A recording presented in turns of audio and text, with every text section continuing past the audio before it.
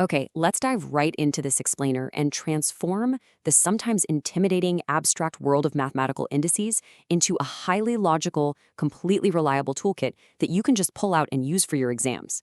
Honestly, if you've ever looked at a complex math problem with a whole string of those little floating numbers and felt a sudden wave of panic, well, you are absolutely in the right place. Today, we're not about just blindly memorizing rules. Nope. We are going to dig into the underlying logic so thoroughly that you'll literally never second guess yourself during a test again. You're going to see exactly how these numbers tick. So, here is our roadmap for this session. First, we'll establish exactly what the power of indices is. Then, we'll break down the multiplication rule, followed closely by the division rule. After that, we're going to demystify negative indices, which always trip people up, and crack the code on fractional indices. Finally, we'll pull it all together into the complete index toolkit. Let's get started. Section 1, the power of indices. All right, the absolute most crucial starting point here is understanding that indices are really just mathematical shorthand. They give us a much cleaner way to write out repeated multiplication. Think of it like a zip file for numbers. For example, when you see 4 to the power of 2, that large number, the 4, is what we call our base. That's the core number actually doing the multiplying. And that little floating number, the 2, is our index. It simply tells us exactly how many times we need to multiply that base by itself. Oh, and just a quick note on terminology. Indices is just the plural form of index. And this comparison brilliantly illustrates exactly why we use this shorthand.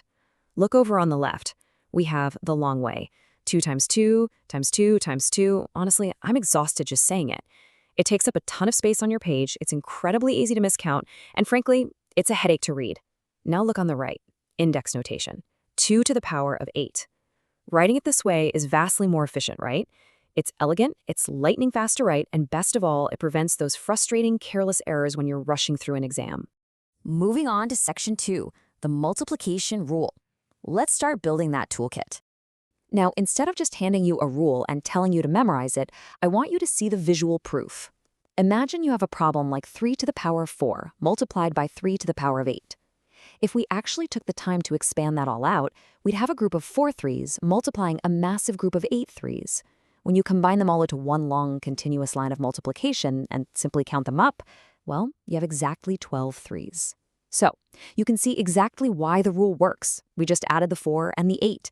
It's not magic, guys. It's literally just counting.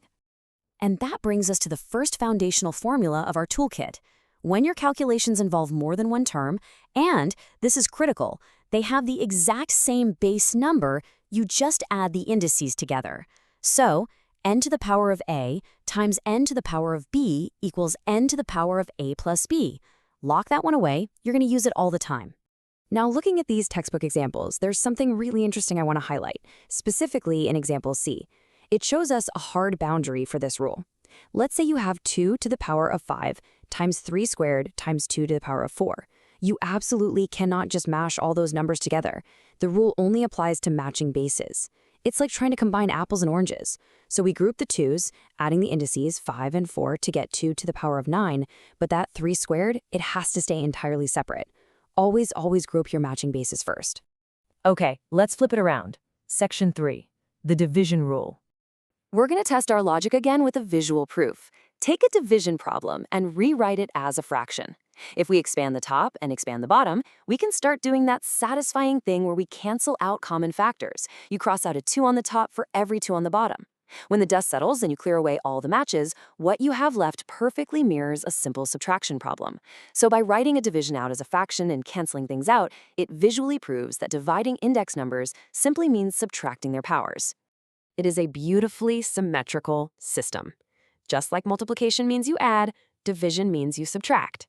N to the power of a divided by n to the power of b equals n to the power of a minus b. But again, self-correction here. Don't forget the golden rule. Your base numbers absolutely must match for this to work. Applying this directly to an actual problem, let's say you have 8 to the power of 6 divided by 8 squared. It smoothly simplifies to 8 to the power of 4 in one incredibly quick step. 6 minus 2 is 4. Boom. Done. It really is that straightforward once you learn to trust your toolkit. All right, on to Section 4, demystifying negative indices. This is where things get a little counterintuitive, so stay with me. Let's break this down step by step, because it feels weird the first time you see it. Let's use the division rule we just learned to kind of break reality for a second. Take 5 to the power of 0 and divide it by 5 to the power of 3. Following our rule, 0 minus 3 is -3. So the answer is 5 to the power of -3, right? But wait, we also mathematically know that any number to the power of 0 is just 1. So that original equation is actually just 1 divided by 5 to the power of 3, which is the fraction 1 over 5 cubed. By combining our new division rule with the zero power fact, we just mathematically proved exactly how a negative index is formed. It drops the base right down to the bottom of a fraction. So the absolutely crucial takeaway here, and examiners love testing this, is that a negative index does not mean a negative number. Not at all. It simply means taking the reciprocal. You're just flipping it into a fraction. Honestly, whenever you see a negative sign floating up there in the index, I want you to visualize it as a tiny little diving board flipping the base down into the denominator. Seeing it applied right here in example 7.4 makes it crystal clear. Let's look at problem A, 6 to the power of -2. Using our diving board trick, that just becomes 1 over 6 squared. And what is 6 squared? 36. So the final, fully simplified answer is 1/36. You took an abstract, scary-looking negative power and transformed it into a perfectly normal, totally understandable fraction. Section 5. We are leveling up again, cracking fractional indices. Actually, really quickly before we tackle those fractions, let's officially lock down a rule I mentioned a second ago. It's a surprising but absolutely essential fact for your toolkit. Any number, no matter how ridiculously large it is, with an index of 0 always equals 1. A million to the power of 0, 1. Pi to the power of 0, 1. It is a gift of a rule that test makers love to sneak into complex equations just to see if you're paying attention. Keep your eyes peeled for it. Okay, back to fractions. Now, what's really fascinating about fractional indices is that they're really just a disguised way of asking you to find the root of a base number. The denominator, the bottom part of the fraction, tells you exactly which root. An index of 1/2? That's just a square root in disguise. An index of 1/3? That's a cube root. If you see a base a to the power of 1 over n, it's just asking for the nth root of a. It's simply a different mathematical costume for a concept you already know inside and out. And please do not forget this. When you are dealing with really complex fractional powers, your scientific calculator is your best friend.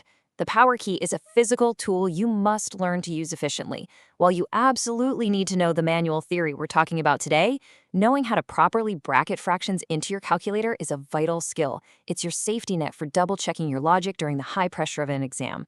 Which brings us to our final stop.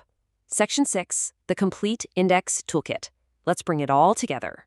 Here it is, your entire index toolkit on a single slide. This is exactly what you should review right before walking into the exam hall. Ready? Multiply the bases, you add the indices. Divide the bases, you subtract the indices. See a negative index? Think reciprocal fraction. A zero index? That equals 1. A fractional index? Think roots.